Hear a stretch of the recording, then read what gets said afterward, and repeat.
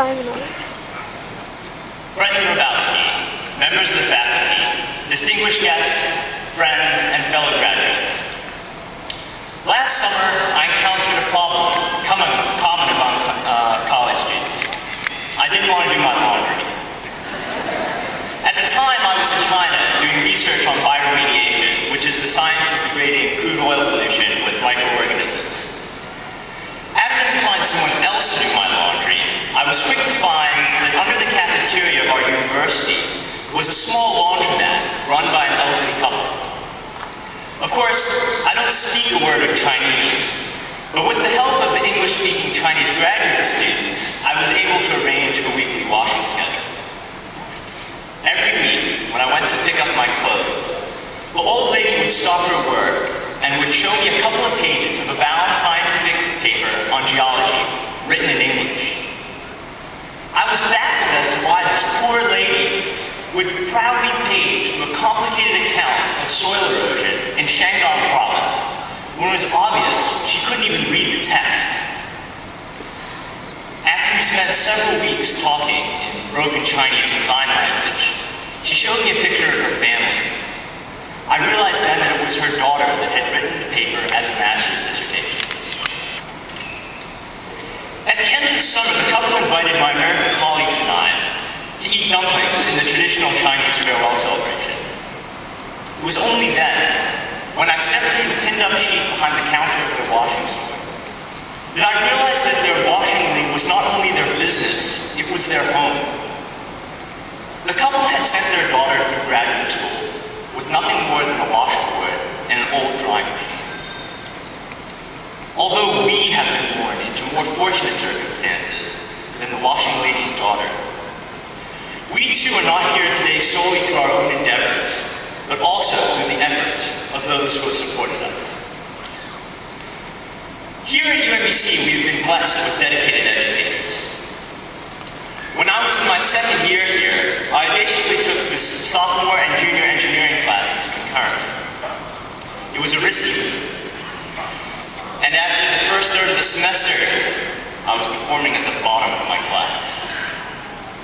Some schools might have taken that as proof that I couldn't succeed, that I was too young, too foolish, but not here. Here at UMBC, my professor said, if you come to the evenings of practice, I will stay and answer any of your questions. As long as you are here, I will be here. It is because of that professor's dedication that I succeeded in my engineering class. And it is because of the dedication of all of our professors here today at UMBC that we have the privilege of standing here today. What is it that motivates our parents and educators to make the sacrifices they do for our education? I realize now that it's because education is our most valuable asset. Education is the one thing that can never be taken away from us. And education is the greatest tool for our future success. Our parents and teachers are motivated by the knowledge that our success is their success. I truly appreciate what the educators of our lives have done to make our success a reality.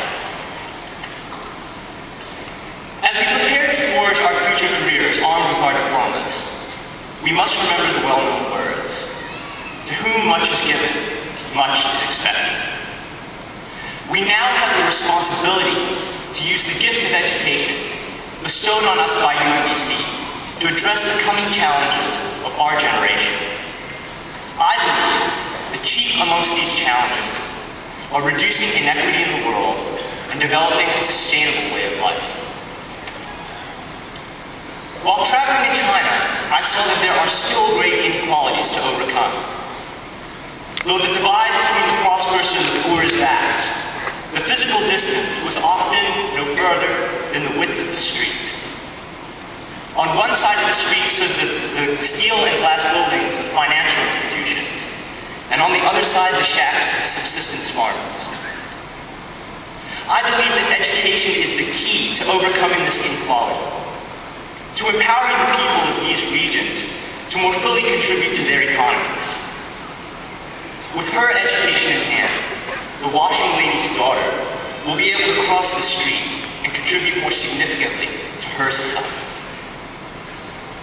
no matter where we find ourselves in the world, we have an obligation to help others cross that street. We also have the responsibility to use our education to develop a sustainable way of life. Within our lifetime, we must transform the American way of life to one in which we consume in a sustainable way in natural harmony with our biosphere and the other peoples of the earth. All of our waste will need to be captured, processed, and reused. By reshaping industry, we can use waste as a raw material to develop a sustainable way of life in natural harmony with our world. These are not easy problems to solve, but in our attempts, we must remember the words of Albert Einstein. The world will not evolve past its current state of crisis by using the same thinking that created the situation. This is an exciting time for the class of 2008. I've shared with you some of my ideas for addressing the coming challenges of our generation, but you too have your own ideas. We now have the opportunity to take our ideas in new directions and to take bold risks. As Mark Twain so aptly said, 20 years from now, you will be more disappointed by the things you didn't do than by the ones you did do. So sail away from the safe harbor, throw off the bow lines. Sail away from the safe harbor and catch the trade winds in your sails. Explore,